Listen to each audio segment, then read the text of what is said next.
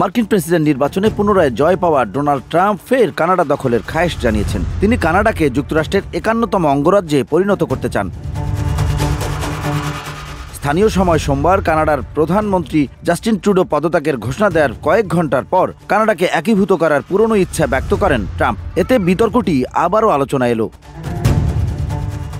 এর আগে গত বছরের ডিসেম্বরের শুরুর দিকে কানাডার প্রধানমন্ত্রী জাস্টিন ট্রুডোর সঙ্গে বৈঠক করেন নবনির্বাচিত মার্কিন প্রেসিডেন্ট ডোনাল্ড ট্রাম্প। তখন কানাডাকে যুক্তরাষ্ট্রের 51তম অঙ্গরাজ্য হওয়ার প্রস্তাব দেন। বৈঠকে থাকা কানাডার এক মন্ত্রী বলেন, ট্রাম্প কানাডাকে এমন প্রস্তাব দিয়েছেন, তবে বিষয়টি সিরিয়াস কিছু নয়, তিনি মজা করেই এমন প্রস্তাব দেন।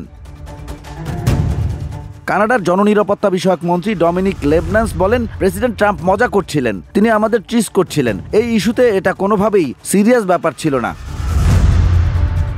কিন্তু এবার আবারও একই ধরনের কথা বলায় বিষয়টি গুরুত্ব পাচ্ছে, কারণ ট্রাম্প কানাডাকে একীভূত করার ইচ্ছা জানিয়েছেন। VOD Bangla news desk.